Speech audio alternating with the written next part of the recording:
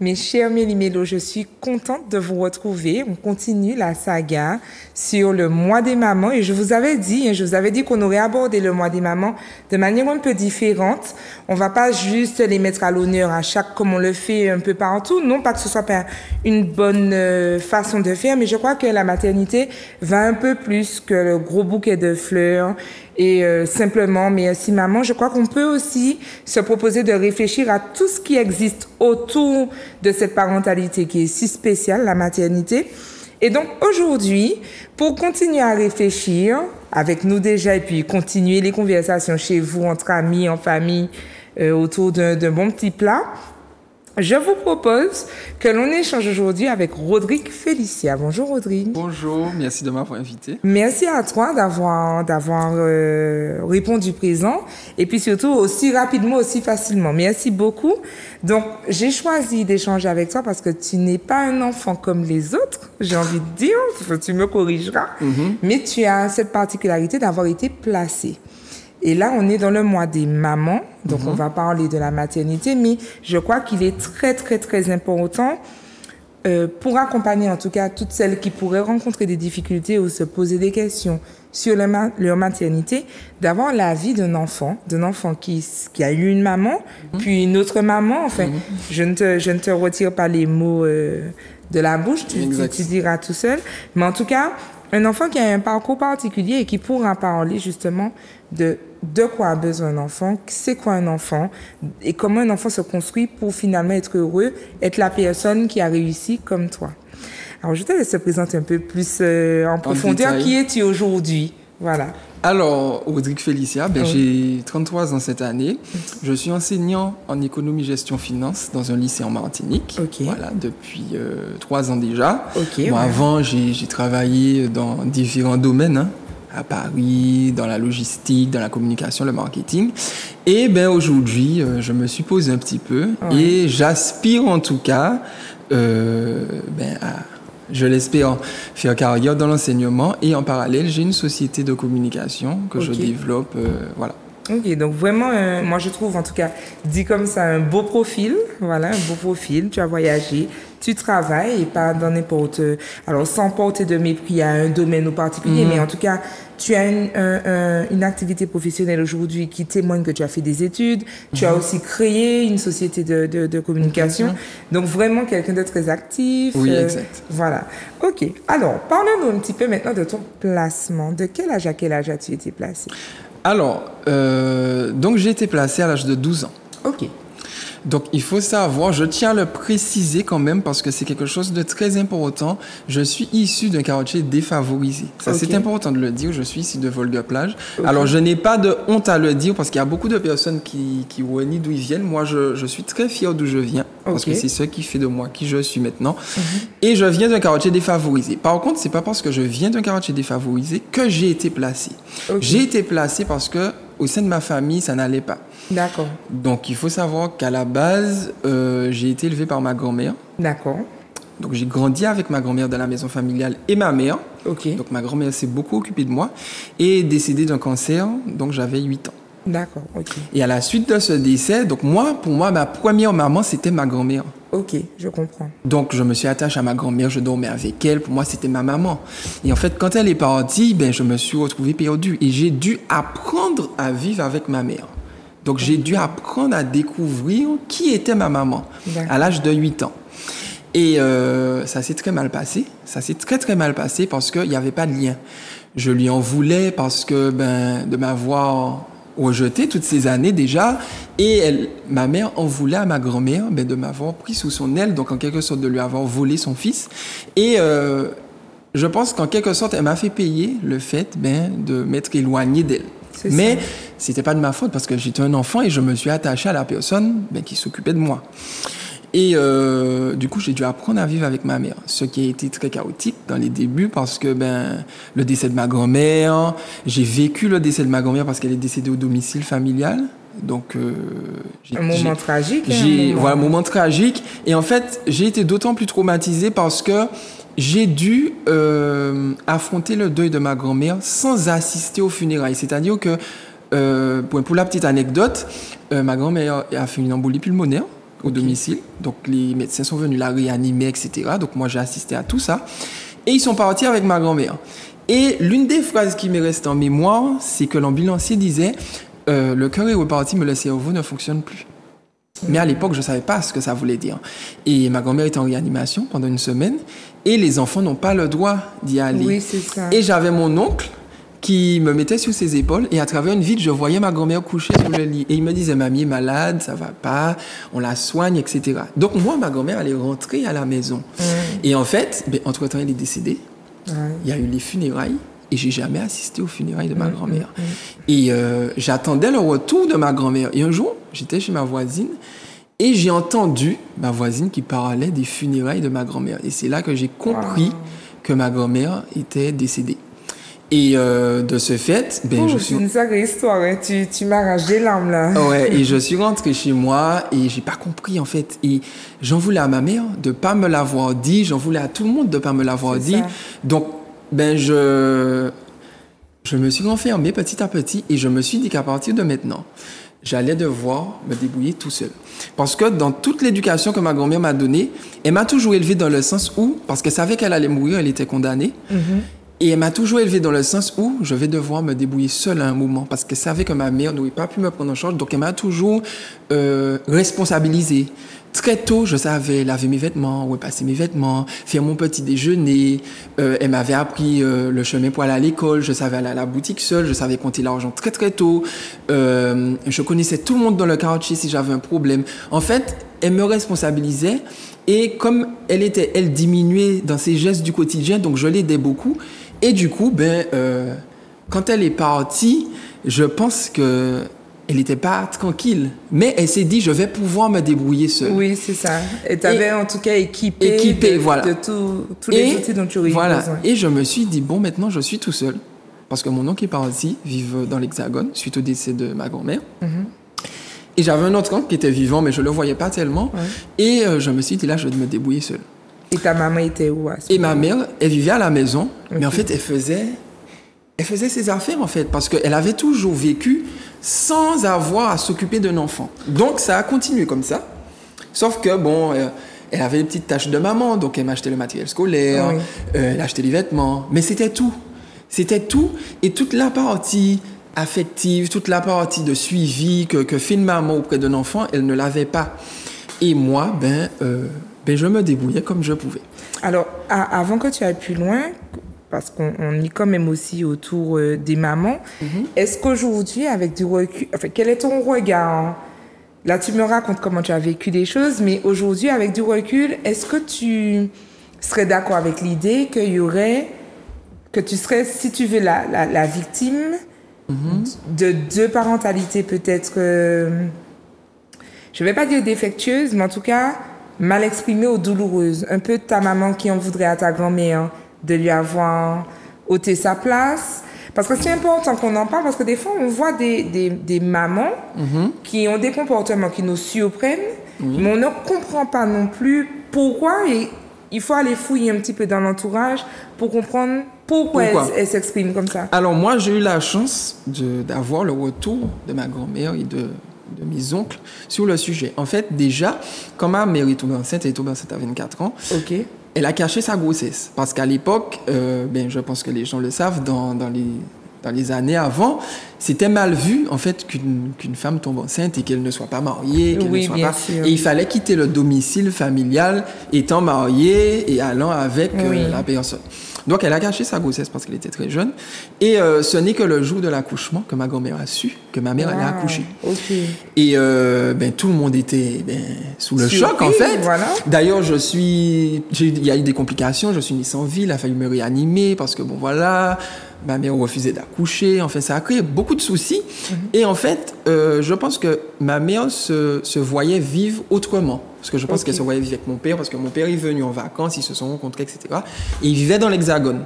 Et je pense qu'elle a voulu repartir, mais elle s'est retrouvée en quelque sorte bloquée avec un enfant qui était peut-être pas souhaité, je sais pas, parce que je lui ai jamais vraiment posé la question.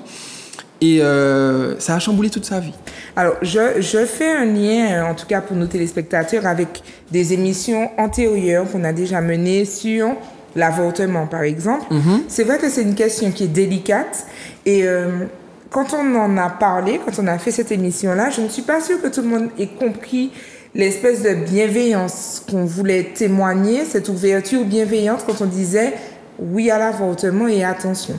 Alors du coup, je m'appuie sur ton histoire pour refaire un petit rappel, puisqu'on est quand même dans le mois des mamans, donc il faut que ça fasse partie de vos interrogations.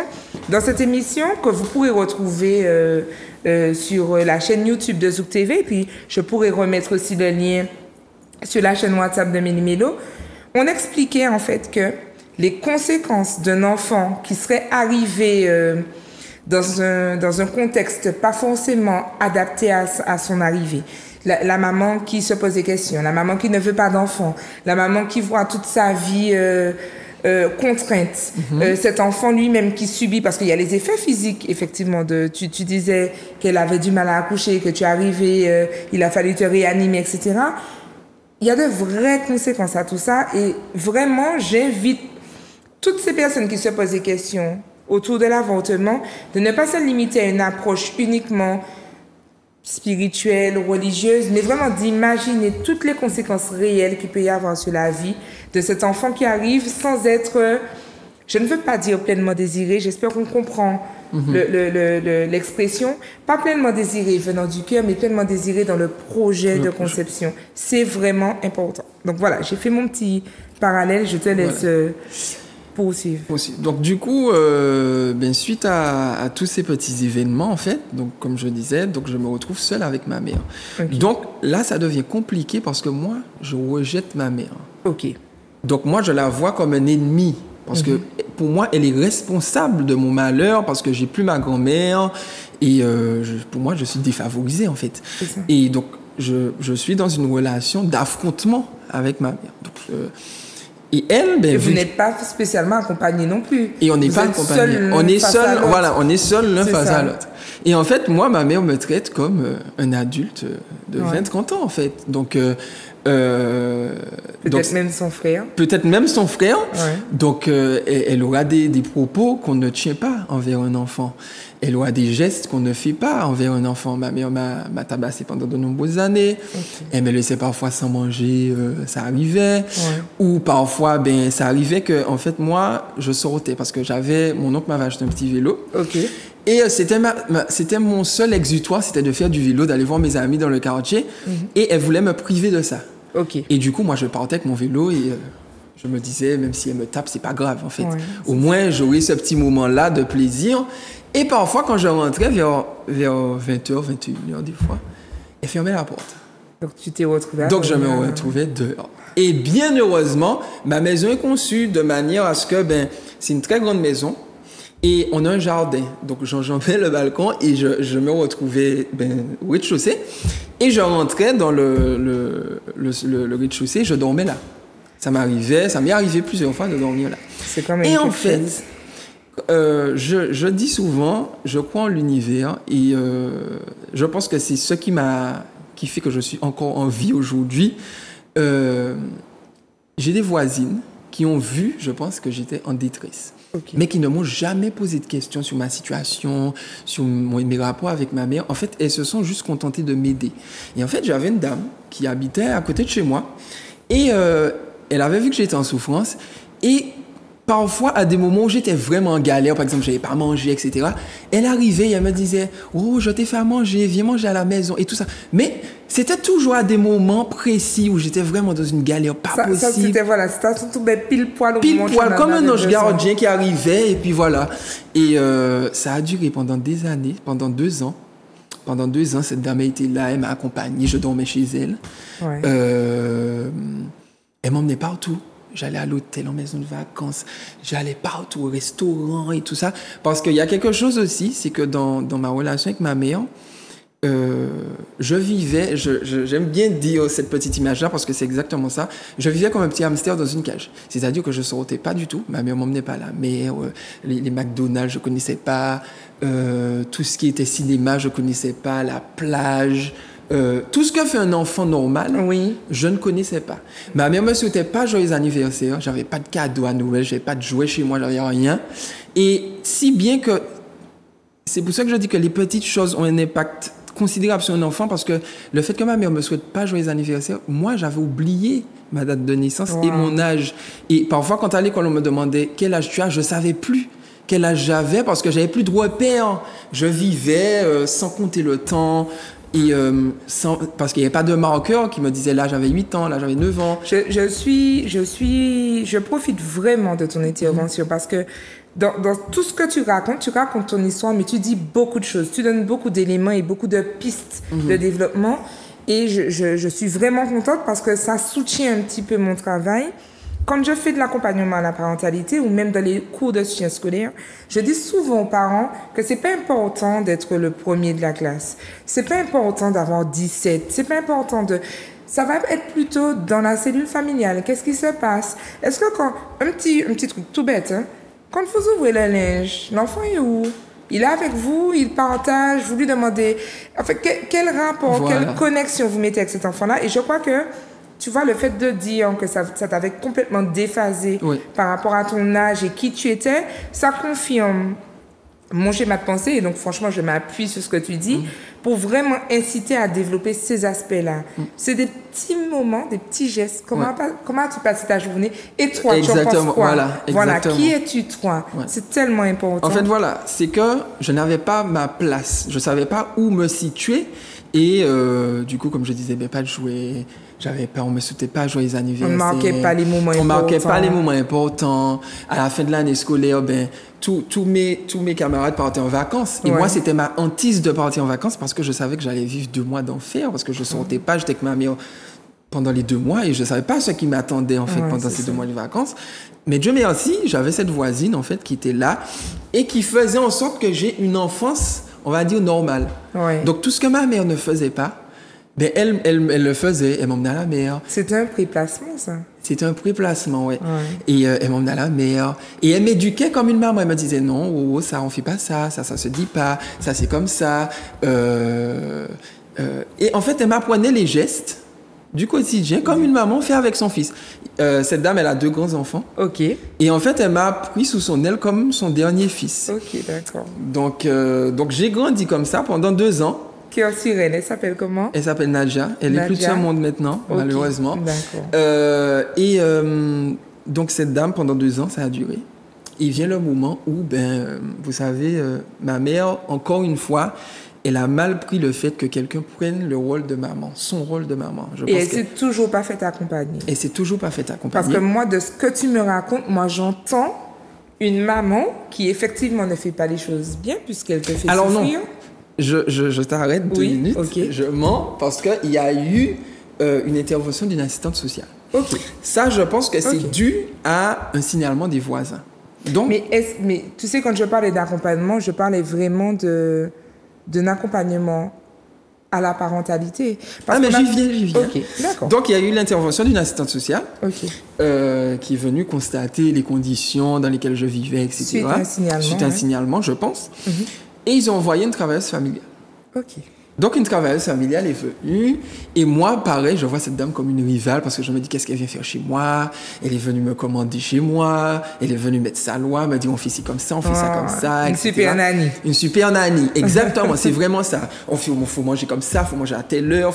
Et en fait, j'avais déjà créé une organisation qui me convenait.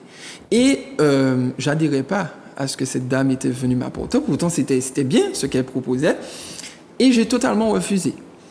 Et suite à ça, vous savez, quand on est dans des situations comme ça, il y a toujours des gens qui vont toujours venir dire « Ah oui, c'est un délinquant, fais attention, bientôt peut-être qu'il va te donner des coups, il fréquente des gens douteux, il sort le soir, patati patata. » Et ma mère a écouté ces gens.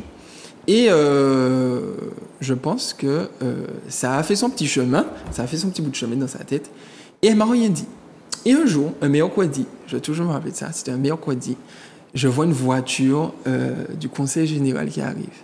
C'était une voiture de la 10S, je me rappelle, c'était le conseil général, je me rappelle. C'était une Donc tu n'as pas été prévenu? J'ai pas été prévenu, c'était une voiture de symbole, je me rappelle toujours. Et je me rappelle des détails, la voiture est arrivée, c'était un mercredi matin. En plus, sa voiture est... Et ma mère avait déjà préparé mon sac et elle m'a dit, voilà, on va t'emmener dans un foyer. et je m'habille, mais elle me dit pas que je vais vivre là et tout ça. Elle me dit, on va y aller, genre comme une colonie de vacances, tu vois.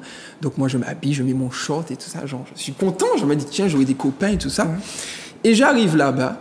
Donc j'étais placé au foyer de la Sainte Famille au Robert. Ok. Voilà, à Gachette. Et j'arrive, et je vois plein d'enfants. Et quand on arrive, en fait, comme on est nouveau, ben, il y a plein d'enfants qui viennent nous accueillir. Et moi, j'étais pas émerveillé. Je me suis dit, waouh, c'est quoi ça? Et je vois les éducateurs et tout ça. Donc, on va dans une pièce et c'est là qu'il m'explique, voilà, Rodrigue, tu seras placé, etc. Tu vas rester là à partir d'aujourd'hui, etc., etc. Mais avant ça, j'avais déjà eu des entretiens avec un éducateur spécialisé qui m'avait un peu posé des questions sur comment ça se passe chez moi, comment je vis, etc., etc. Via la travailleuse sociale qui venait à la maison. Voilà. Donc, j'avais déjà eu des rendez-vous, etc. Mais je ne savais pas que j'aurais été placée. Et je me suis retrouvée en situation de placement. Et ma mère m'a lâchée là. Elle m'a lâchée là et puis elle m'a dit, bon ben, au revoir. Et puis elle est partie. Et les éducateurs m'ont dit, bon ben voilà. Parce que quand on arrive en placement, en fait, on a une période d'adaptation. Donc on a 2 mois où on ne rentre pas à la maison parce qu'il faut qu'on s'adapte, etc. Et j'ai vécu ces 2 mois très, très mal. Pourquoi? Pas parce que ma mère me manquait, parce que j'allais pas voir ma voisine, Nadia, que je considérais comme ma maman. Et c'était pour moi la plus grande souffrance qu'on pouvait m'infliger, en fait. Et je suis restée là 2 mois, j'ai galéré. Et au bout de ces 2 mois, je retourne chez moi. Et mon premier réflexe, ça a été d'aller chez ma voisine. Voilà, j'étais content de la retrouver, etc. Mais ça se passait toujours de manière conflictuelle avec ma mère. Et t'a expliqué pourquoi elle a accepté le placement? Non. Elle m'a jamais expliqué. L'une des petites anecdotes aussi qui me vient, je donne cette anecdote parce que c'est important pour comprendre ma position aujourd'hui. Donc ma mère, n'étant pas habituée à assumer son rôle de maman, en fait, elle savait pas cuisiner. Ok. Et ma mère, assez souvent, elle faisait du poulet, par exemple. Et elle faisait de très grosses quantités. Et elle faisait le poulet le lundi. Et le vendredi, le même poulet qui était là, qui était resté sur la cuisinière lundi, mardi, mercredi, jeudi, vendredi, et elle me le donnait à manger toute la semaine. Mais entre-temps, le poulet, il se décompose. Mais bien sûr. Et je mangeais de la nourriture en décomposition. Et un jour, je suis tombée malade. J'ai eu ce qu'on appelle, je ne sais pas si tu connais, des impétigos. C'est des petites taches. Ça fait du boutons, puits, en fait, des flocs. Et je vais à l'école. Ma mère m'envoie à l'école comme ça. Et la maîtresse qui me dit, tu ne peux pas rester ici parce que tu es contagieux, tu vas contaminer tes camarades, il faut que tu rentres chez toi. Et donc, je vais à l'infirmerie et tout ça. Donc, on vient me récupérer. Et on m'emmène chez le médecin. Et moi, je savais que c'était à cause de ça. Et le médecin qui dit à ma mère, qu'est-ce qu'il a mangé et tout ça, et elle ne répond pas. Elle dit, je ne sais pas, il mange à la cantine, donc peut-être que c'est quelque chose à la cantine et tout ça. Mais moi, je n'ai jamais rien dit. J'aurais pu dire que c'est ma mère qui m'a donné à manger des trucs avariés, tout ça, parce que ça a duré pendant des années, en fait. Et pourquoi tu ne l'as pas dit? Parce que je la protégeais. Parce que je me disais, c'est tout ce qui me reste, même si elle me faisait des atrocités, c'est tout ce qui me restait comme famille. J'avais plus de famille, en fait, mis à part ma mère. Et je savais que, je me suis dit, peut-être que si je la dénonce, elle ira en prison. Je veux pas qu'elle aille en prison. Ça reste ma maman. Je serai encore plus seule. Je sais pas qu'est-ce qu'ils vont me faire et tout ça. Donc, c'est pas grave. Je subis et je me suis toujours dit, en fait, un jour, ça va s'arrêter. Parce que ma grand-mère me disait toujours, tout ce qui commence a une fin. Et je me suis toujours dit, ça va s'arrêter un jour. Et donc, je suis partie en foyer d'accueil, je suis revenue. Mais avant que tu nous parles du foyer d'accueil, je veux quand même revenir sur ce que je te disais sur l'accompagnement. Tu sais, c'est important, et j'espère que ça fera évoluer les choses, mon commentaire. Il y a l'accompagnement tel qu'il est conçu, je dirais, de manière administrative. Je vais voir tel professionnel, donc l'assistante sociale. Après, on va voir la psy. Après, on va voir ceci. Après, on va voir cela. Enfin, il y a tout un protocole, une démarche, etc. De ce que tu me racontes, le passage de la travailleuse sociale n'a pas amélioré ton quotidien. Non, le passage de la travailleuse sociale n'a pas amélioré mon quotidien parce que ma mère, elle-même, elle n'acceptait pas qu'on vienne lui dicter sa façon de faire avec son fils. Et je la comprends. Parce que je n'ai pas non plus entendu, alors je connais pas toute sa vie, mais je n'ai pas, et même pour toi, je n'ai pas entendu d'adaptation, de cette volonté de trouver un modèle qui vous correspond.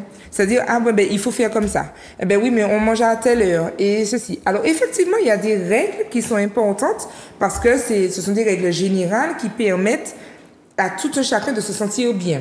Un enfant de tel âge doit aller se coucher à telle heure pour permettre son développement, etc. Enfin, il y a plein de petites règles comme ça. Mais moi, je vais te dire quelque chose qui m'a été dit quand j'ai eu mon fils. Et c'est un conseil de ma famille. Quand tes portes sont fermées, les voisins n'ont pas besoin de savoir ce qui se passe chez toi. Alors, attention, il ne s'agit pas de cacher des cadavres chez soi. Mais je me souviens de ma sœur qui me disait, parce que quand j'ai eu mon bébé, on me disait d'arrêter de porter le bébé, il ne faut pas qu'il soit trop sur toi, etc.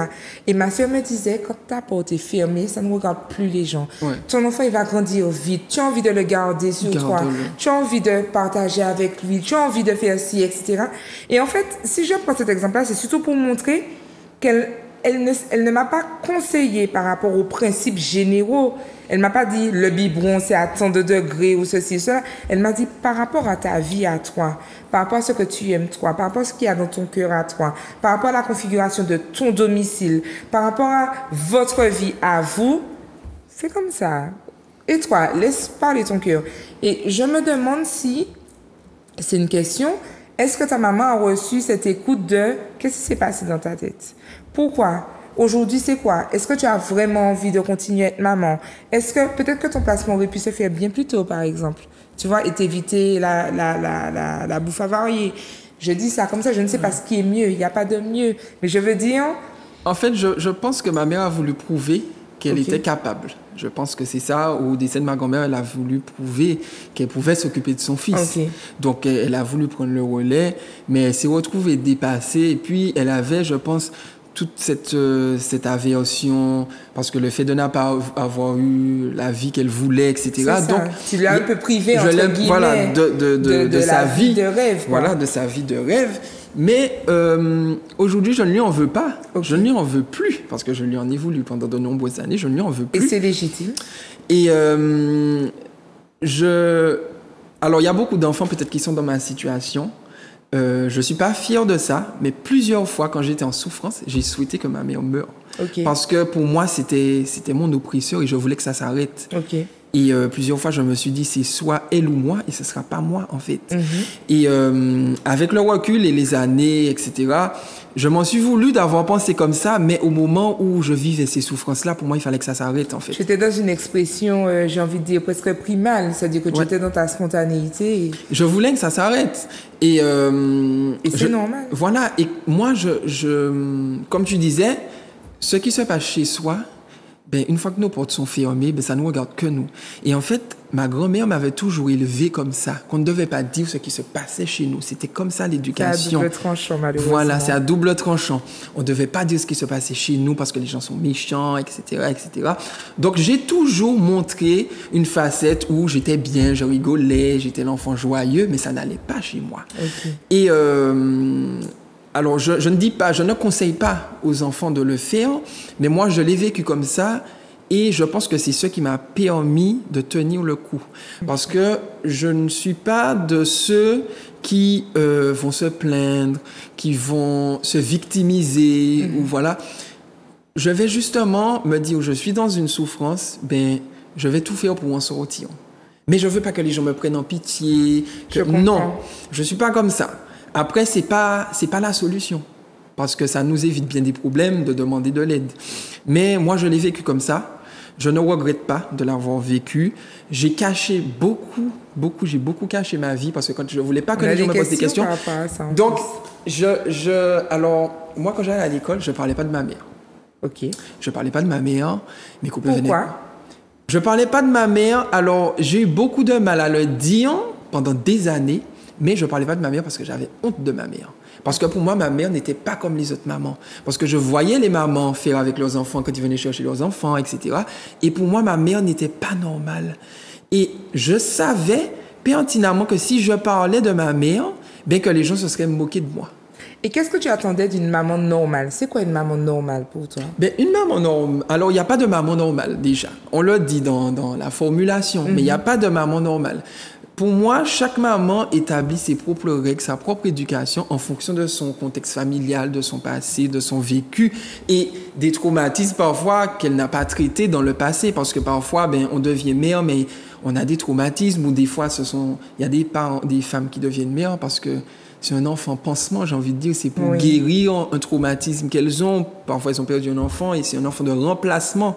En fait, il faut pas le faire. Après, chacun vit la parentalité comme elle veut, mais c'est pas... Non, mais c'est important que tu dises ça parce que le fait de ne pas soigner ses blessures, le fait de ne pas se traiter, ben, on peut pas transmettre. C'est ça. On ne transmet finalement que ce que l'on a. Voilà. Donc, si on n'a pas, on est un trou béant, on a des émotions, on est rempli d'émotions négatives à cause de ce qu'on a vécu. On le fait pas volontairement, mais on est rempli d'émotions négatives. C'est compliqué de transmettre des émotions positives parce qu'on n'en a pas à transmettre. Exactement. Et donc, c'est vrai que chaque maman s'exprime à sa façon, mais il est important aussi de se soigner, pour ne pas blesser les autres non plus. C'est important. Il faut qu'un enfant, je pense, arrive dans des conditions, comme tu disais, neutres pour moi. Oui, voilà. Donc, c'est un enfant qui est souhaité sur le plan émotionnel, affectif, et c'est vraiment un projet. L'arrivée de l'enfant est préparée. On s'attend à ce qu'il vienne. Et ma mère, c'était pas le cas. Ouais. C'était pas le cas. Il y avait rien d'acheté, il y avait rien de fait, en fait. Ils ont dû aménager quand je suis arrivé. Et donc, ma mère, moi, je la voyais comme, pour moi, c'était un étranger, en fait. Je la voyais comme une étrangère, je la connaissais pas. D'ailleurs, parfois, je l'appelais pas maman, je l'appelais Corinne. Ok, d'accord. Parce que, ben, pour moi, c'était comme ma grande sœur, quoi. Je voyais, en fait, comme pour moi, ma grand-mère, c'était ma maman, donc pour moi, ma mère, je la voyais comme ma grande sœur. Ouais, c'est ça. Et comme ma grand-mère appelait ma mère Corinne, donc moi, des fois, je l'appelais Corinne. Quand j'étais énervée, je l'appelais Corinne. Elle me donnait des baffes, bien évidemment, mais je ne l'appelais pas souvent maman. Et c'est là où c'est particulier. Elle te donnait des baffes, oui, mais pourquoi? Puisque la relation n'était pas... Parce qu'elle voulait quand même ce titre. Voilà, ce titre. Et voilà, montrer qu'il y a cette hiérarchie de maman et de fils. Mais c'était surtout la relation de dominant et dominé. C'était surtout j'étais dans ce cas de figure-là, en fait. C'était le dominant et moi, voilà, j'étais le dominé. J'avais pas de haut chapitre, je pouvais rien dire, je pouvais rien faire. Tout ce que je faisais, c'était pas bien. J'étais le mauvais fils, etc. Et quand je suis parti en placement, je l'ai mal vécu pendant des mois, pendant 3-4 mois. Et après, je me suis dit, finalement, c'est pas si mal. Hein. C'est pas si mal. J'ai mes 3 repas par jour. Non avarié. Non avarié. Du frais. Plus frais. J'ai des copains. Il y a plein d'espace. On joue au football, il y a des activités. Et en fait, le fait d'être placé, j'ai découvert que j'avais accès à beaucoup de choses. Notamment, chaque année, on peut partir en colonie de vacances. Ouais. Parce que les enfants ne restent pas dans le foyer. Donc, je partais en colonie de vacances. Et j'avais une éducatrice qui s'appelait Nadine Selma. En tout cas, si elle regarde l'émission, ben, je lui fais un coucou. J'avais une éducatrice qui s'appelait Nadine Selma et qui se battait chaque année pour que je parte à l'étranger. Wow. Et je suis parti, j'ai voyagé beaucoup dans la Caraïbe. Je suis parti à Barbada, Saint-Martin, je suis parti en Espagne, je suis parti à Paris pour la première fois. Et c'était grâce au Conseil général qui donnait l'opportunité de partir en colonie à l'étranger. Mais il fallait être méritant pour ça. Enfin, donc il fallait avoir de bons résultats et tout ça. Et donc moi, je travaillais, je mettais un point d'honneur à ce que j'ai de bons résultats parce que ma grand-mère m'avait toujours dit que c'est en ayant des diplômes que je vais m'en sortir dans la vie parce qu'il ne me reste plus que ça en fait. Ouais. Donc je travaillais bien à l'école et j'avais de bons résultats et chaque année, j'avais le privilège de pouvoir choisir ma destination. Donc je partais en colonie chaque année, je rencontrais des copains, j'étais content et tout ça. Et ça a duré 2 ans. Okay. Cette vie, ça a duré 2 ans. Et au bout d'1 an et demi, on commence à nous préparer par contre. Voilà, on ne peut pas rester là. Que le placement, en général, le placement était provisoire. C'est toujours donc, provisoire dans une Amex, c'est une sorte d'Amex. Dans une Mex, voilà. Dans une Mex, dans une Mex. Une voilà. Mex. Et puis, après, placement en famille d'accueil. Voilà. Okay. Donc, je tiens à préciser qu'au sein de la MEX, donc la MEX, c'est une maison d'enfants à caractère social. Voilà, MEX, M-E-C-S. Voilà. Donc, on était tous avec des profils différents. Il y en a où il y avait des mamans qui étaient toxicomanes, qui étaient clochards, qui étaient décédées, ou c'était des mamans qui étaient en prison, ou qui avaient quitté le département pour raisons professionnelles, qui avaient abandonné leur enfant. Il y avait de tous les profils. Est-ce que parmi tous ces enfants-là, tu te sentais très différent dans cette volonté de réussir, ou est-ce qu'il y en avait quand même autour de toi qui avaient aussi cette volonté de s'en sortir? Je me suis jamais senti comme les autres. D'accord. Je me suis toujours senti différent. Pourquoi? Parce que d'une part, j'avais ma mère qui était là, même si elle était comme elle était, mais elle était là. Et j'avais pas le même profil que ces jeunes parce que moi, j'avais un objectif. Mon objectif, c'était de sortir de cette situation. Mais les autres enfants qui étaient là, ils attendaient. Ils attendaient de voir ce qui allait se passer. Parce qu'ils avaient plus de repères, ils avaient parfois plus de famille, donc ils étaient dépendants, on va dire, en quelque sorte, du système. Donc ils attendaient de voir qu'est-ce que le système leur proposait, qu'est-ce que les éducateurs allaient faire d'eux, combien de temps ils allaient rester là, où ils iraient. Mais moi, je savais que le placement était provisoire, mais je me battais pour pouvoir orienter comme je le souhaitais mon avenir. Audrey, j'ai une question qui est délicate. Oui. Je ne jette la pierre à personne, mais je veux savoir si ces jeunes, justement, qui étaient en perte de repère, est-ce que il ne serait pas vain d'imaginer qu'il y avait un manque d'investissement?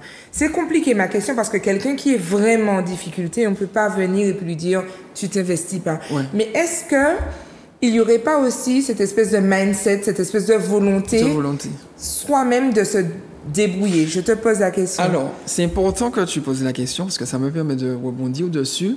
Dans le foyer dans lequel j'étais, donc là, cette famille, foyer qui a fermé, et je profite de ton émission et j'espère que les acteurs de l'aide sociale à l'enfance regarderont cette émission parce que ça a été un foyer où les enfants étaient beaucoup rabaissés par les éducateurs.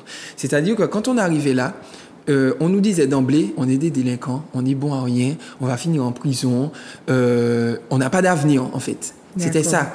Et il y avait quelques personnes qui sortaient du lot, mais le reste, en fait, il n'y avait pas de, comme tu disais, de mindset où on poussait les jeunes à être la meilleure version d'eux-mêmes, où on les motivait pour qu'ils puissent s'en sortir. En fait, d'emblée, quand on était là, on était voué à l'échec, on était des parias de la société, et on nous parquait là, comme des bœufs, et ils se disaient, une fois que le délai est passé, on va les placer par là, on va les trimballer jusqu'à ce qu'à 18 ans, qu'ils sortent du système, parce qu'à 18 ans, il n'y a plus de placement. Ouais. Et si le jeune n'a pas de projet professionnel, scolaire, etc., on le lâche dans la nature. C'est comme ça que ça se passe. Donc, on était là en attendant de pouvoir se débarrasser. Voilà. C'est comme ça qui nous présentait la chose, et c'était pas autrement.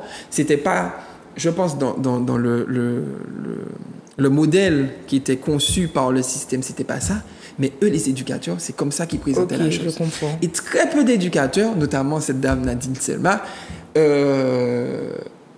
il y en avait très peu qui étaient sensibles à la souffrance des jeunes. Il y en avait très peu. Il y en avait d'autres, mais après qui étaient sur d'autres groupes, avec d'autres enfants. Mais il y en avait très peu qui étaient sensibles à la douleur des enfants, au parcours des enfants, à devoir faire attention à comment ils parlent aux enfants. Il y a plusieurs éducations qui ont levé la main sur les enfants alors qu'ils n'avaient pas le droit. Des affrontements... mais c'était vraiment de vraies bagarres avec des jeunes. Alors, il y a des jeunes qui étaient révoltés, donc ils en voulaient aux éducateurs, mais en fait, eux, ils n'avaient pas de comportement justement pour désamorcer le conflit. Ils envenimaient les choses, donc du coup, les jeunes fuguaient, ils détruisaient le matériel, parce qu'ils étaient révoltés. Et c'est vrai ce que tu dis, c'est pas toujours évident. Alors, dans mon centre, je reçois aussi des jeunes en difficulté. Alors, peut-être pas des difficultés aussi caractéristiques que celles que va rencontrer un jeune en situation de placement, même si ça m'est déjà arrivé d'intervenir à ce niveau. Et c'est vrai que des fois, les parents me disent « Oui, mais avec moi, ça se passe pas comme ça, le lien n'est pas le même. » Et souvent, je réalise par observation qu'il y a justement cette dévalorisation avec la phrase négative. Le « tu n'es pas comme ci, tu n'es pas comme ça », plutôt que de s'appuyer sur ce qu'il a de positif. Et si je t'ai posé la question, c'est parce que j'entends beaucoup dire, on entend aussi dans la sphère judiciaire, c'est normal, il avait pas son papa quand il était petit. C'est normal, c'est un enfant. Donc, il a tué ou il a fait ci, mais c'est parce qu'il avait pas son parent. Et je trouve ce raccourci-là vrai, mais trop facile. Dans le sens où, si on arrive à apporter aussi à cette personne de quoi se regarder, de quoi se valoriser, c'est trop facile de dire il avait pas son papa. Moi, j'ai pas eu mon papa pendant un certain nombre d'années.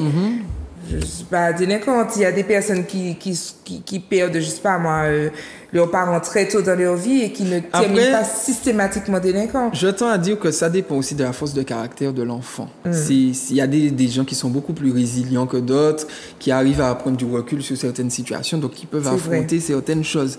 Mais là, en tout cas, on était des enfants. Ouais. Il faut pas oublier, on était des ados, mais on était des enfants. On était des enfants qui avaient vécu des choses tragiques à un jeune âge. Et en fait, là, on avait besoin d'un accompagnement, d'un suivi, de personnes qui nous motivent, qui nous apprennent à nous insérer dans la vie. Et en fait, ces gens, ils dévalorisaient tout le temps les jeunes. C'était et en fait, moi, j'étais pas à l'aise avec le placement. Pourquoi? Parce que c'était comme l'armée. C'est-à-dire que tout le monde c'était la même coupe de cheveux, tout le monde c'était le même sac, tout le monde c'était les mêmes chaussures. Et en fait, j'étais pas dans cette dynamique-là, ça me gênait en fait. Mais encore une fois, c'est impersonnel. On ne prend pas le temps c'est militaire, c'est impersonnel. Et en fait, c'est ça qui faisait que les gens reconnaissaient les enfants placés parce qu'on était pareils. Okay. Et moi, j'avais la chance, encore une fois, et c'est pour ça que je dis je crois en l'univers, j'avais mon oncle qui parfois m'envoyait de l'argent de poche. Okay. Et avec cet argent, je m'achetais toujours des petits accessoires pour me différencier. Donc j'avais un petit sac de marque, j'avais des Nike, parce que tout le monde avait la même coupe, donc je faisais une coupe différente des autres, pour qu'en fait, qu'ils ne me rattachent pas à mes camarades, à cette condition de placement. Parce que, par exemple, le matin, quand la voiture nous déposait devant le collège, c'était écrit sur la voiture, là, cette famille. Moi, il était hors de question que les gens me voient sortir du véhicule devant le collège. C'était mort. Et un jour, en fait, je me suis révolté. On a sauté de la voiture. On était inconscients. La voiture était en train de rouler. On a ouvert. C'était une Hyundai. On a ouvert, on est sorti. On a sauté de la voiture parce qu'on n'en pouvait plus. En fait, et ils ne comprenaient pas que c'était pas juste un petit caprice. C'est parce qu'à l'école, on était victime de moqueries, de harcèlement aussi. On était victime de harcèlement. Et donc, du coup, ça faisait que notre scolarité était chaotique. Il y a beaucoup de jeunes qui ont échoué leur scolarité parce que, ils étaient mal vus. Donc, ils se disaient, mal vu pour mal vu, je m'en fous. En fait, donc, ils faisaient du n'importe quoi. Et moi, j'étais pas dans cette dynamique-là. Je voulais être différent des autres. Je voulais pas qu'on m'associe au placement, aux jeunes délinquants. Je voulais pas qu'on m'associe à cette image-là. Donc, et depuis cette histoire, en fait, ils nous déposaient plus devant le collège. Donc, on nous déposait plus loin. Et du coup, on faisait la route comme tout le monde. Donc, les gens ne savaient pas que j'étais placé. Et pendant des années, ça a duré comme ça. Donc, pendant 2 ans. Et au bout d'1 an et demi, donc, on te dit, ils font une espèce de bilan du placement. Donc, ils vont faire une enquête sociale chez la maman pour voir si les conditions se sont améliorées parce que... Si tu peux retourner en chez ta général, maman. il y a un suivi qui est fait et pour pouvoir remettre les conditions en place pour que le jeune puisse réintégrer la cellule familiale, c'est le but. Okay. Et l'éducatrice, donc à l'époque, j'avais une éducatrice, Madame Corinne, Jean-Marie Alphonsine, comme ma mère, s'appelait Corinne, qui s'appelle malheureusement. Mais elle était très gentille quand même. Oui. Et elle me dit, Rodrigue, tu pourras pas retourner chez toi. Parce que le placement, le retour en famille n'est pas possible, ça va pas chez maman et tout ça et tout ça. Donc moi, je me suis dit, super, je vais rester là. Elle me dit, ah non, tu vas pas rester là. Tu vas aller en famille d'accueil. Ouais. Et là, c'est la descente aux enfers. Je me dis, c'est pas possible. On m'a déjà enlevé de chez moi, me met ici, maintenant on me prend là, on me met là. Et je me dis... Et puis tu le dis bien, on me prend. On me prend, mais c'est là. Vraiment ça. Un peu comme un objet. Comme un objet. C'est pas mais évident. c'est vraiment, on me prend, on me met là, et on m'annonce ça. Et genre, 2-3 semaines après, en fait, je suis en immersion chez cette famille d'accueil. Donc, le 1er mai, le week-end du 1er mai 2006, on me met en immersion chez Madame Bolinois. On est dans l'anniversaire. On est dans l'anniversaire de mon placement. Donc, on me met en immersion chez une dame à Dillon, Madame Bolinois Annie, et très gentille. Cette dame très gentille, elle a déjà un enfant placé. qui est petit. Elle a sa fille qui vit à la maison. Et il y a sa maman qui est là, il y a son oncle, ce sont des personnes âgées. Et c'est une petite maison. Maintenant, je le décris comme la petite maison dans la prairie parce qu'il y a un petit jardin, il y a une petite cage avec des oiseaux. C'est vraiment la petite maison, comme dans les films. Et j'arrive, je me dis, mais où je suis? Et je vois tout le monde accueillant, avenant, souriant. Mais moi, j'ai pas l'habitude de ça, je connais pas.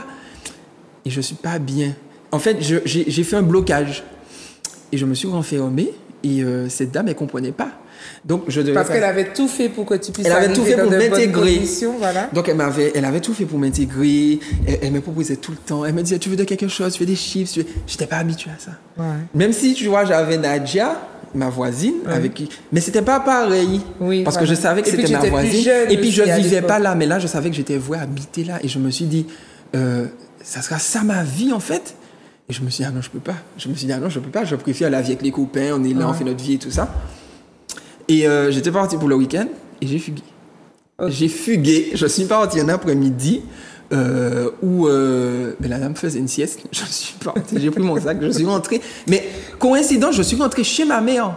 Et dans la psychologie des choses, c'est important de le dire parce que je suis rentré là où il y avait la souffrance. Ouais. J'ai quitté un milieu sain pour aller dans un milieu où je souffrais. Mais pour moi, c'était mon repère. C'était ça mon repère. C'était chez moi, c'était ma maison. Je suis obligée de t'interrompre pour parler de quelque chose.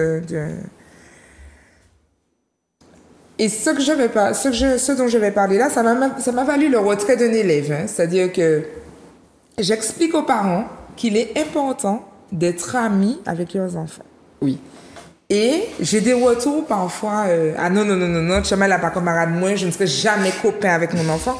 Et je dis même qu'il y a un parent qui a retiré son enfant, qui a arrêté le suivi de son enfant dans mon centre parce que je lui ai parlé de ça et elle n'a pas supporté. Et je respecte. Mais quand j'écoute ton témoignage, tu sais, le parent qui est... dans cette posture de c'est maman, mon pas camarade, mon pas ni la fête café et puis mon pas ni relation et puis en fait. Je l'ai besoin de donner à manger, à boire et ça s'arrête là. Le problème de ça, c'est qu'on n'apprend pas aux enfants à aimer. On n'apprend pas aux enfants à être acceptés. On n'apprend pas aux enfants à pouvoir discuter, à exprimer leurs émotions parce que de toute façon, c'est pas comme un mec qui l'a. Donc, qu'est-ce que je peux bien lui raconter de mes journées? Exact. Voilà. On n'apprend pas tout ce partage-là, ce partage réel d'une personne à l'autre. Et même dans la petite enfance, les parents ont tendance à l'oublier. Alors, je le dis, l'enfant qui vient intégrer la famille n'est pas... c'est un compagnon. C'est un compagnon, c'est-à-dire que c'est pas en fonction de lui. Autant on ne doit pas tout lui donner dans le sens où ma vie ne se transforme pas en je deviens l'esclave ou la gardienne ou le serviteur de cet enfant. Mais parallèlement, on doit attendre aussi de cet enfant. Il y a une relation qui doit se créer. Je te donne un petit peu, donne-moi un petit peu. Tu me dois un petit peu, je te dois un petit peu. Comment vas-tu? C'est normal que je te caresse. C'est normal que je te dise que je t'aime. C'est normal que je partage avec toi. C'est normal que je pleure devant toi. C'est normal. On n'habitue pas un enfant à toute cette réalité qui constitue n'importe quel être humain. Et ça donne parfois ce qui t'est arrivé. Voilà. C'est-à-dire que comme on t'a habitué à la souffrance, à cette violence, le jour où on t'apporte de l'amour, ben, tu ne sais pas quoi en faire. On ne sait pas quoi en faire. Et c'est important que tu le dises. Donc, comme je le disais, je suis partie. Je suis retournée là où je souffrais. Ouais. Et donc, j'arrive chez ma mère. Mais j'arrive conflit. Parce qu'entre-temps, cette dame a constaté que je suis partie, que j'ai fugué. Voilà, donc, elle est venue. Son premier réflexe, ça a été de venir chez ma mère parce qu'elle s'est dit, il est rentré chez lui. Ouais. Elle est venue chez ma mère, elle m'a trouvée là. Et elle m'a dit, tu sais, je ne vais pas me battre avec toi. Si tu veux rester chez toi, je te laisse chez toi. Ouais. Et ce jour-là, il y avait ma voisine, Nadia, qui était là, qui est venue et qui a dit, elle était révoltée de ça. Et elle disait, si personne ne veut de lui, laissez-le moi, je vais l'adopter. Ouais. Et moi, je ne voulais pas. Pourquoi? Parce que m'adopter, ce serait changer de nom. Et changer de nom, ce serait perdre ce qui me restait de ma grand-mère. En fait, c'est tout ce qui me reste de ma grand-mère, c'est le nom. J'ai le même nom que ma grand-mère et je ne voulais pas le perdre, en fait. Donc, pour moi, il était hors de question de changer de nom. Même si je l'aimais beaucoup, cette voisine, mais pour moi, il était hors de question. Donc, je ne voulais pas. Ouais. Et c'est tout ce qui me rattachait à elle, donc je me suis dit non. Et puis, ça fait beaucoup de déplacements. Ça fait beaucoup de déplacements. Et donc, cette assistante familiale qui dit, bon, ben, je te laisse chez toi, reste chez toi. Donc, je vais notifier à l'éducateur que tu es parti, on viendra te chercher ici. Et puis voilà, ça s'arrête là. Donc, je rentre au foyer, bien évidemment, je suis punie et tout ça. Donc, on me fait une leçon de morale pour me dire, non, mais c'est là que tu dois vivre, dorénavant. Donc, voilà. Et donc, cette dame, elle veut bien retenter l'essai. Et donc, l'éducatrice me dit... elle avait la possibilité de dire non? De dire non. OK. Et elle a bien voulu retenter. Parce que je pense qu'elle s'est dit que... Elle savait. Elle savait. Parce que c'est une maman. Ce que tu vivais, voilà, c'est ça. Et elle a retenté. Donc, un mois après, je suis retourné chez cette dame. Et j'ai pris sur moi. Mais c'est vraiment le cas de le dire. J'ai pris sur moi. Je me suis dit, mon Dieu, allez, je fais l'effort et tout ça. Et ils essayaient tous de m'intégrer, même l'enfant, sa fille. Elle me disait, ben, viens, je sors, je t'emmène et tout ça. Je voulais pas. Je voulais rentrer chez moi. Et en fait, il y avait sa maman qui était là. Et c'est une grand-mère, en fait. Et elle a vu, je pense qu'elle a compris que je m'étais renfermée à cause de ça. Et elle est venue me parler, elle me parlait quand elle faisait le jardin, elle me disait, va maman chercher telle chose. Donc petit à petit, je m'adaptais. Donc je venais le week-end, donc je venais un week-end sur 2, ensuite tous les week-ends. Et le 1er août 2006, on me dit, voilà, donc je reviens de colonie, je reviens de la Barbade. Et on me dit, voilà, ben, tu vas chez cette dame, là, c'est le grand départ. Donc, j'ai pas pu voir mes copains parce que tout le monde était parti en colonie, donc j'ai pu voir personne. Donc, je suis parti comme ça le 1er août. Donc, j'arrive chez cette dame. C'était l'année du cyclone Dean. Oui. Voilà, c'était l'année du cyclone Dean, le mois du cyclone Dean d'ailleurs. Et donc, j'arrive chez cette dame et je me dis, waouh, c'est chaotique quand même là. Je me dis, bon, j'espère que là, c'est bon, c'est fini. Mais en fait, dans tout mon malheur, j'ai quand même de la chance. Pourquoi? Parce que cette dame habite à Dillon et c'est pas loin de chez moi. C'est pas loin. Et je peux quand même retourner dans mon quartier tous les jours parce qu'elle ne m'empêche pas d'y aller. Et elle m'achète un vélo et je vais dans mon quartier tous les jours. Tous les jours, j'y vais. Le fameux vélo. Et je vais dans mon quartier tous les jours. Je vais voir Nadia tout le temps. Je suis content et tout ça. Et donc, j'arrive, je passe ma 3e au collège Dillon 1. Je fais toutes mes classes au lycée Schellcher, donc je passe au lycée. J'ai mon bac en 2010. Mais la vie continue, la vie suit son cours. Et entre-temps, c'est important de le dire, j'ai toujours ce sentiment de ne pas être à ma place. Parce que je ne suis pas chez moi, ce n'est pas ma mère. Okay. Elle a quand même sa fille. Et en fait, qu'on le veuille ou pas, quand on est parent, involontairement, on fait une différence entre ses enfants et les enfants qui ne sont pas à nous. Parce que c'est viscéral, en fait. Et on ne peut pas non plus leur reprocher ça. Mais l'enfant qui est en situation de placement sent qu'il n'est pas chez lui. Oui. Et en plus, moi, je suis arrivé chez cette dame, j'avais déjà 14 ans. Ouais. J'étais un adolescent. Et je sens que je ne suis pas à ma place. On n'ose pas demander certaines choses parce que ce n'est pas notre maman. Et en fait, cette dame, elle nous a éduqués. L'éducation à l'ancienne, en fait, comme les grands-parents. Ouais. Il fallait rentrer à une certaine heure, on ne devait pas traîner dans les rues, il fallait dire bonjour à tout le monde. En fait, c'était des trucs stricts. On mangeait à 19h, à midi. En fait, c'était une éducation stricte. Et en fait, je ne me retrouvais pas dans cette éducation. Et petit à petit, j'essayais de m'adapter, mais ce n'était pas ça quand même. Je m'entendais bien avec elle, on rigolait, etc. Mais je sentais qu'il me manquait quelque chose. Et sa maman, c'est sa maman qui a fait si je me suis intégrée pleinement dans ce placement. Une grand-mère encore.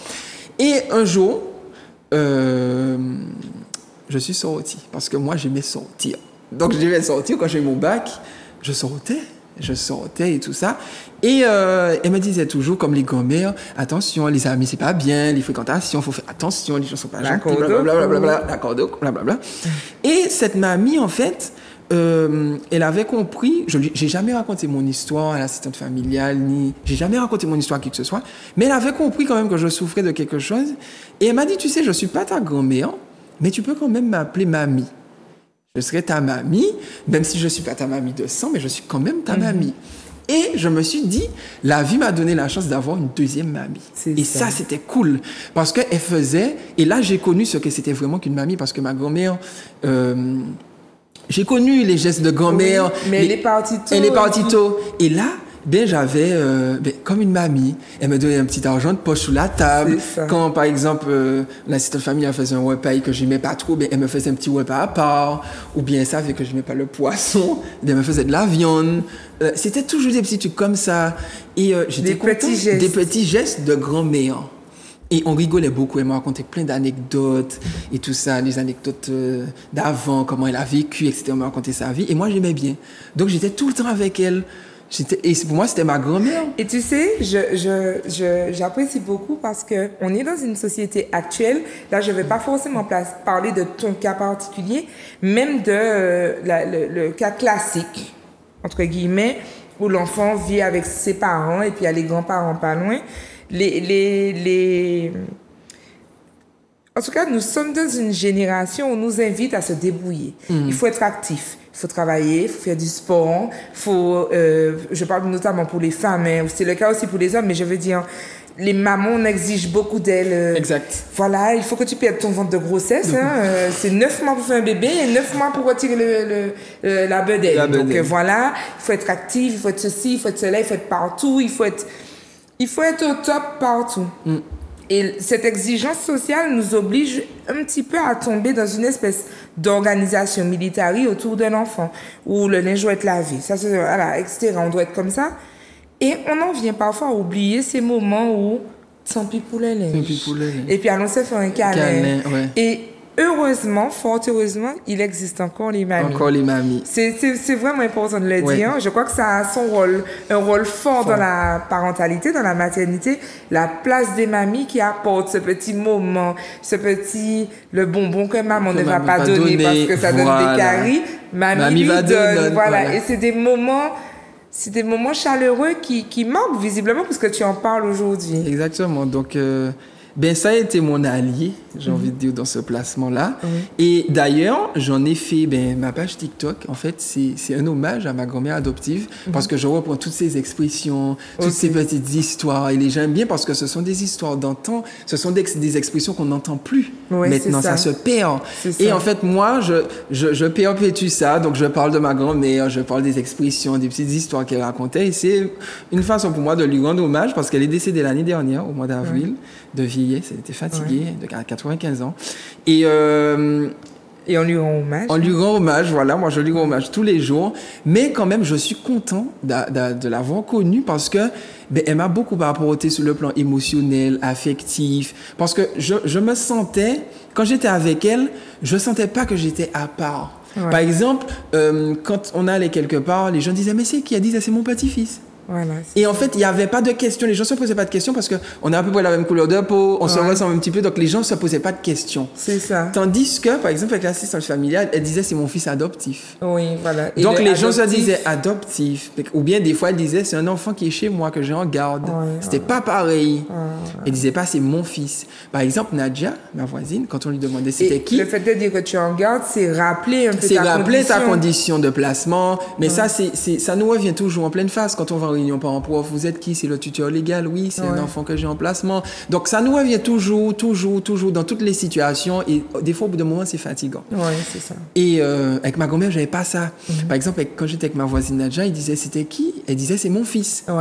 Donc, moi, les gens ne me posaient pas de questions. Moi, je voulais juste qu'on me pose pas de questions, qu'on me laisse vivre en paix, tranquillement, parce que on m'avait assez accablé, en fait. C'était ça. Et Rodrigue, du coup, avant, parce que le temps ne nous attend pas, quand c'est intéressant comme ça file. Avant qu'on passe aux questions des abonnés, j'aurais voulu que tu puisses me dire, selon toi, de quoi un enfant a besoin pour se sentir bien. Parce que les mamans, les parents de manière générale, se mettent des fois de la pression sur les comment faire, etc. Et toi qui as connu plusieurs mamans, j'ai envie de dire, tu as connu Nadia qui était là pour toi, tu as connu ta grand-mère adoptive, ta vraie grand-mère, tu as connu Nadine, l'éducatrice. L'éducatrice qui t'a apporté aussi des choses. Tu as connu plusieurs figures maternelles, j'ai envie de dire, en tout cas dans tous ces rôles qu'on attribue aux mamans. Et malgré ça, tu as eu des moments difficiles, des moments plus apaisés. Si tu devais donner un conseil à une maman, aux mamans qui nous regardent aujourd'hui, de quoi un enfant a besoin pour au moins se sentir bien. Avant de parler de réussite scolaire et compagnie, au moins se sentir bien? Alors, je ne sais pas si je suis légitimée à donner un conseil aux mamans, mais je pense qu'il faut écouter son enfant déjà. J'entends par écouter son enfant, l'observer, regarder ses habitudes, participer, lui poser des questions, s'intéresser à ce qu'il fait, à ce qu'il aime regarder, à ce qu'il aime écouter, à sa vie sociale aussi, parce qu'un enfant a une vie sociale, il a découpé à l'école, il a découpé au centre de loisirs, Exact. donc lui demander de quoi il parle, etc. Développer un lien avec l'enfant. Et il est important aussi de marquer les temps forts, pour moi, dans la vie d'un enfant. Alors, on va passer outre la religion, parce que je sais que certaines personnes sont dans des religions et ne fêtent pas certaines fêtes. Mais il est important de rappeler à l'enfant que c'est son anniversaire, que c'est, même si on ne le fête pas, mais que c'est le jour où il est venu au monde, etc. Donc, le lui rappeler, c'est important, et que c'était un jour quand même heureux. C'est important de le rappeler à un enfant, même si on lui donne pas de cadeau à Noël, mais de toujours essayer de marquer le coup. Par exemple, il vous a fait plaisir sur quelque chose, récompenser l'enfant. Oui, voilà, c'est ça. C'est important de montrer que vous êtes, je veux pas dire reconnaissant, mais que vous êtes fier de lui. Félicitez votre enfant, mettez-le en valeur, valorisez ses efforts. C'est important de valoriser les efforts d'un enfant. Et en fait, un enfant, ça n'a pas besoin de beaucoup de choses. Parce qu'on se dit parfois, il faut que je le mette dans telle activité, il faut que je le mette là, il faut qu'il ait ci, il faut qu'il ait ça. Et en fait, un enfant a juste besoin d'attention. Ouais. Et une fois qu'il a de l'attention, en fait, il va oublier toutes ces petites choses qui sont futiles, parce que parfois, il va s'intéresser à ça parce que justement, il est en manque de quelque chose. Et il va combler par le portable, par les copains, parce qu'il va vous dire, oui, mais mes copains m'écoutent, toi tu m'écoutes pas. C'est ça. Donc voilà, donc l'enfant va combler un manque par quelque chose de l'extérieur. Donc c'est important d'écouter son enfant et de prendre part à sa vie tout simplement. Et je pense que beaucoup de parents gagneraient à alors je sais pas si, comme tu disais, être pas les amis de ses enfants, je sais pas si on peut dire ça, mais à être, comment je peux dire, à être complice avec l'enfant. C'est ça. Je sais que les termes choquent. Les termes choquent, mais c'est ça. Les termes choquent, mais en réalité, c'est tellement facile. C'est-à-dire que l'amitié, le rapport, je vais dire le rapport collaboratif et le rapport d'égal à égal n'empêche pas le respect. Exactement. N'empêche pas l'enfant de connaître, d'avoir des repères et de savoir qui est qui, en fait. Exact. Pas du tout. C'est simplement que quand on est dans un rapport au quotidien qui est plutôt relationnel que rapport contractuel ou hiérarchiquement je suis là et c'est moi qui le dois faire ci et c'est pas moi qui le dois, etc. On n'apprend pas à se connaître. Parce qu'on constate aussi dans certaines cellules familiales que l'enfant ait peur du parent, ça ne va pas engendrer le respect. Ouais. Bien au contraire, c'est-à-dire que l'enfant, quand il est en position de faiblesse, forcément il va vous craindre, donc il va, on va dire, en quelque sorte vous respecter, mais au moment où il aura suffisamment de force pour vous tenir tête, il va se... oui, est-ce que craindre c'est respecter? C'est ça, craindre c'est pas respecter, mais comme il est en position de faiblesse, donc il va se plier aux règles, exact, à ce que vous lui dites, et au moment où il pourra vous tenir tête, il va vous tenir tête. C'est ça. Et c'est là que, l'enfant va partir à la dérive, qu'on ne pourra pas le rattraper parce que toute sa vie, on l'a martyrisé, etc. Et là, il va vouloir s'émanciper. Exact. Et on l'a perdu. Une fois que c'est comme ça, on a perdu l'enfant. Exact. Donc voilà, c'est... Mais en tout cas, tu disais que tu ne savais pas si tu étais légitime. On le verra notamment dans les bons plans. Moi, je pense au contraire que on apprend par l'expérience, on apprend à travers l'expérience des uns et des autres. Et que ce qu'il n'y a pas de légitime dans l'apprentissage de la parentalité, c'est de rester fermé. Il faut vraiment s'ouvrir aux différentes histoires, aux différentes expériences pour pouvoir apprendre. Parce que finalement, on apprend au fur et à mesure. Peut-être que ta maman adopte, même pas ta maman adoptive, ta vraie maman, ta maman biologique, a fait en fonction de ce qu'elle a vu, mais peut-être qu'elle ne s'est pas non plus accordé la possibilité d'apprendre au fur et à mesure. Alors moi, je voudrais juste brièvement terminer l'histoire parce que c'est important de savoir comment ça s'est terminé, je pense. Donc voilà, donc suite à ça, j'ai passé plus de 10 ans en famille d'accueil. Placement qui s'est quand même bien déroulé, j'ai pu avoir mon bac, j'ai passé un BTS, j'ai eu une licence, un master aussi. J'ai fait de longues études et en fait pendant tout mon cursus, ma mère était quand même présente. C'est important de le dire, elle était présente mais pas pour les bonnes raisons. C'est-à-dire qu'elle continuait de me persécuter. Ok. Mais c'était de la persécution en tout genre. Et je Quand pense, même grave, ça. voyant que je m'éloignais petit à petit, donc elle essayait par tous les moyens de me ramener vers elle. Donc elle simulait des maladies, ou elle agressait les voisins, c'est arrivé. Elle a fait des dépressions. Et un jour, elle agresse une voisine avec une arme. Et je me vois dans l'obligation, donc cette voisine m'appelle et elle me dit oui, ta maman m'a agressé, je vais devoir porter plainte. Et là, dans ma tête, tout de suite, c'est on va la mettre en prison parce qu'en fait, c'est pas possible. Ouais. Et je me retrouve à devoir prendre la décision d'interner ma mère de force à l'unité psychiatrique de Montgolfier pour la protéger, pour protéger les gens et pour la protéger d'elle-même parce que elle arrive à un stade où elle est dépressive et elle devient dangereuse pour elle et pour les autres. Donc je décide de l'interner de force. C'est pas facile pour moi. Les gens viennent la récupérer et tout ça. Et je vais lui rendre visite à l'unité psychiatrique et c'est vraiment comme dans les films, en fait, où vous voyez les gens qui errent dans les couloirs et tout ça. Et là, je vois ma mère et je me dis, je peux pas la laisser là. Malgré tout ce qu'elle m'a fait, je peux pas la laisser, c'est pas possible. Et donc, je fais des pieds et des mains pour qu'elle puisse sortir de là, pour qu'elle puisse refaire surface, se réintégrer, etc. Et ce qui se passe, donc, elle refait surface, elle reprend goût à la vie, elle fait du sport, etc. Elle se remet en action, quoi. Et je m'éloigne petit à petit quand même, parce que j'ai toujours cette haine vis-à-vis d'elle, parce que elle refuse d'admettre, en fait, de demander pardon, elle refuse. Et moi, j'ai toujours cette haine, mais je fais mon devoir quand même de fils, parce que ça reste ma mère. Donc, je me dis, bon, voilà, j'ai fait le nécessaire, donc je la laisse. Et en 2016, elle recommence à me persécuter encore et encore et encore. Et à l'époque, je travaille à GBH et je pars en congé 2 semaines à Paris. Et je suis en salle d'embarquement à Paris et je décide de ne pas prendre l'avion, de rester à Paris parce que je me sens pas la force de retourner dans ça, en fait. Je me dis, il faut que ça cesse. Et je reste à Paris et de là, je travaille à Paris. Je reste 1 an et demi. Et en mai 2018, parce que je faisais du sport en compétition, et j'ai la fille de Nadia qui m'appelle pour me dire « Maman, ça va pas ?» et elle a perdu beaucoup de poids, elle est très malade, on pense qu'elle va mourir, on lui donne 2 mois à vivre et tout ça. Donc je prends le premier avion, je rentre en Martinique. Et je viens la voir, mais je sais dans ma tête qu'elle est condamnée, en fait, et qu'elle va mourir. Et je la vois, bon, entre-temps, elle a repris du poids, ça va mieux parce qu'elle fait une chimiothérapie, etc. Et on passe de très bonnes vacances. Donc, comme d'habitude, maison de vacances, on est là, on va à l'hôtel. Et je me dis, ça va s'arrêter. Parce que je ne sais pas quand. Je ne sais pas quand elle va mourir.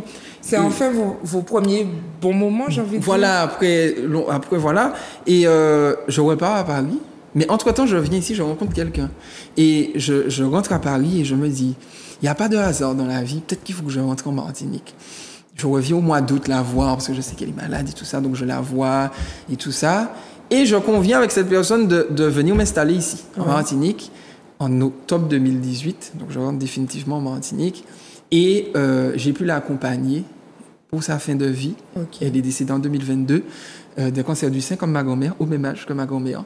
Et en fait, elle a pu vivre en fait tous les moments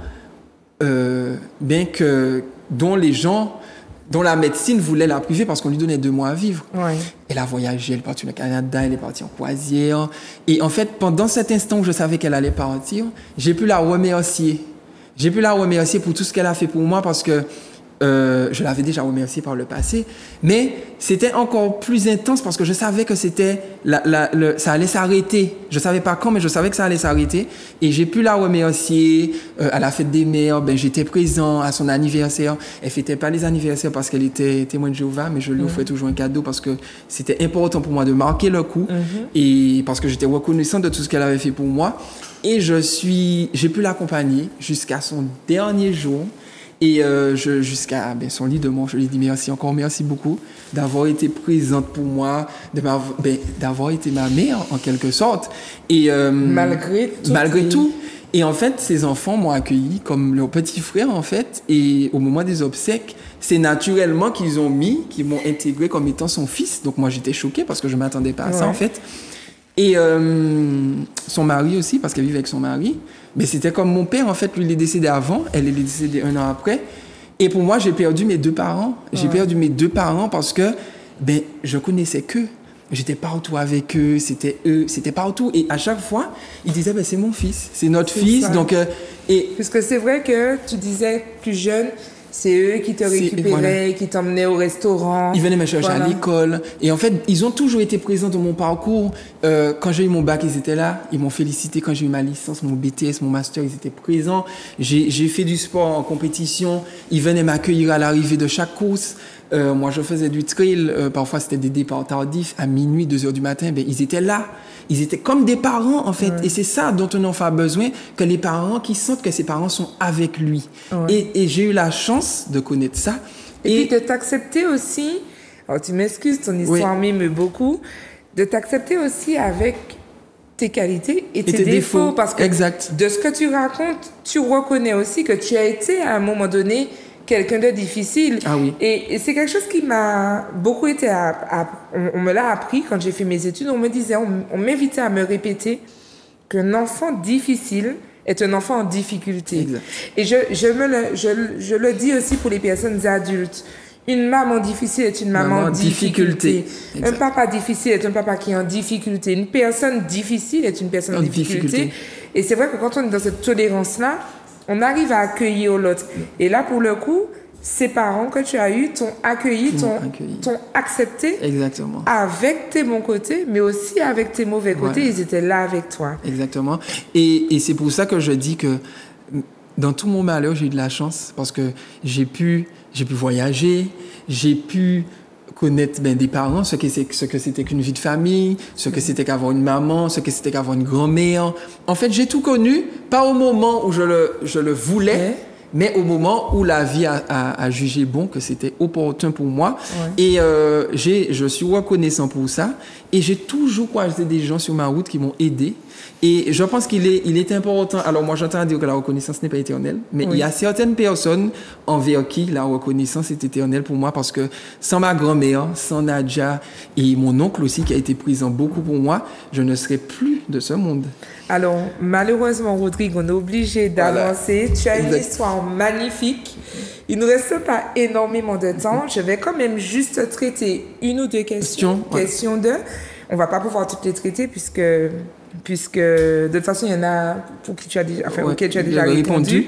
Parce que le temps est court. C'est vrai que quand on a un beau témoignage comme celui-ci, le temps est toujours trop court. Alors, avant de parler des questions, je vous invite, comme d'habitude, à continuer à suivre Méli-Mélo sur la page Instagram, donc melimelo.fwi.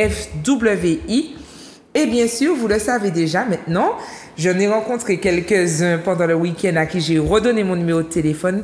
Vous n'hésitez pas, 08 53 54, donc le portable, 06 196 08 53 54. Et à ce moment-là, vous intégrez la chaîne WhatsApp de Méli-Mélo, vous avez les actualités, vous avez les bons plans et vous pouvez aussi me poser des questions directement qu'on peut traiter à l'antenne. Alors, donc, il y a une question importante.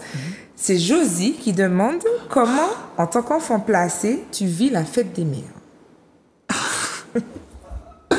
Je suppose qui est cette Josie en question. Oui, d'accord. Exactement. Comment je vis la fête des mères? Ben, je la vis pas. Alors, je sais pas comment. Là, c'est une très bonne question. Comment je vis la fête des mères? Est-ce que c'est douloureux pour toi? Non, c'est pas douloureux pour moi. Alors, j'honore les mamans que j'ai dans mon entourage. Ok. Voilà. J'ai plus de contact avec ma mère. D'accord. Donc, je n'ai pas de gestes. Quand il y a la fête des mères, je lui offre pas de fleurs, etc. Parce que j'ai fait le choix de l'écarter de ma vie pour mon bien-être. Okay. Donc, j'ai pas de marque d'affection, en tout cas la fête des mères pour ma mère. Mais j'honore toutes les mamans que j'estime méritantes autour de moi. Donc voilà, un petit geste, une rose, un petit cadeau, un petit présent, etc. Et par contre, j'ai toujours une pensée pour les femmes qui ont été présentes dans ma vie et qui ont été, qui ont marqué ma vie. Mais j'ai pas je suis pas peiné ou j'ai pas. Ok. Alors quand j'étais petit, oui. Quand j'étais petit, oui, je le vivais très mal parce que ma mère, quand je lui amenais une carte, elle la lisait pas ou elle la jetait à la poubelle. Donc, voilà, le mépris. Voilà, mais avec l'âge, non, je vis pas mal parce que moi, je suis détaché de beaucoup de choses. Donc, j'arrive Dieu merci à ne pas souffrir de certaines choses, mais non, je le vis pas mal. On sent qu'il y a un cheminement chez toi, Ouais. une volonté de s'en sortir, de s'améliorer. Et c'est à noter aussi parce que ça aide vraiment à glow up, à level up, à skill up, comme on dit, mais Par vraiment contre, à progresser. j'appelle toujours la famille d'accueil chez qui j'étais, à la fête des mères. Oui. Voilà, aussi je peux, je vais la voir, etc. Mais j'ai pas de... Ou si par exemple, parfois, ça arrivait qu'avant, on fasse des repas de famille. Ouais. Quand c'était la fête des mères, donc j'étais toujours présent, bien évidemment. Mais je suis pas peiné de pas avoir ma mère. D'accord. Alors, on va quand même 2 questions rapidement aussi. Oui. Alors, c'est Meggy qui demande, quand on a connu le placement, souhaite-t-on avoir des enfants? Alors, j'ai voulu avoir des enfants. J'ai voulu. C'était pas pour les bonnes raisons parce que, comme je disais, ce sont des enfants pansements parce qu'on veut toujours donner ce qu'on n'a pas eu aux enfants. Ok. Et ce sont pas pour les bonnes raisons. D'accord. Si je dois en avoir, ben, je veux que ce soit préparé, voulu, pour les bonnes raisons, pas pour penser un mal, pas pour compenser un manque. Ouais. Non, il faut que ça soit vraiment un enfant voulu, désiré, préparé, que le projet soit ficelé. Je me dis, voilà, j'accueille cet enfant de manière neutre et je vais lui apporter tout ce que je peux lui apporter en tant que parent et essayer le moins que possible, parce que je dis pas que c'est facile de ne pas lui transmettre mes traumatismes. Oui. Parce que même si j'ai fait un travail sur moi, j'en ai quand même beaucoup. Une petite anecdote, par exemple, j'ai beaucoup de mal à recevoir des cadeaux des gens parce que je n'ai pas été habitué à ça. Quand quelqu'un m'offre un cadeau, je suis toujours gêné de prendre les cadeaux des gens parce que pour moi, je me sens pas légitime à recevoir le cadeau de quelqu'un. Ou même dire que je t'aime aux gens, etc. Maintenant, je le fais plus facilement, mais c'est encore compliqué. Les marques d'affection. Le simple fait d'avoir déjà identifié tes traumas, c'est déjà un grand pas. Mais ça, on l'identifie quand on est en paix avec soi-même. Hein. Ouais. Parce que comme je dis, il a fallu que je pardonne à ma mère pour pouvoir faire ce cheminement et pouvoir identifier mes traumatismes et dire, voilà, c'est lié à ça et reconnaître que on est en souffrance. C'est ça. C'est ça. C'est dur de reconnaître qu'on est en souffrance. C'est ça. Mais ça soulage. Ouais. Ça soulage, ça permet d'avancer et ça change notre rapport à l'autre et ça change la perception de l'autre face à nous. Parce qu'on est capable d'expliquer à quelqu'un, ben, on est comme ça parce qu'il y a eu tel événement. Parce qu'il y a des gens qui sont face, on a des comportements et les gens ne comprennent pas forcément. C'est ça. Par exemple, moi, à un moment de ma vie, j'étais très violent. Par exemple, quelqu'un allait me dire quelque chose, ben, Tu réagis. je le tabassais, mais jusqu'au sang. Ouais. Parce que j'étais en colère, parce que j'avais pas extériorisé tout ça. Et maintenant, je suis beaucoup plus calme. Ouais. Bon, faut quand même pas me chercher, mais je suis quand même beaucoup plus calme. Et voilà, je vais pas tabasser quelqu'un d'emblée. Ouais. Mais voilà, c'est un long travail. Ouais. On y va pour la dernière question.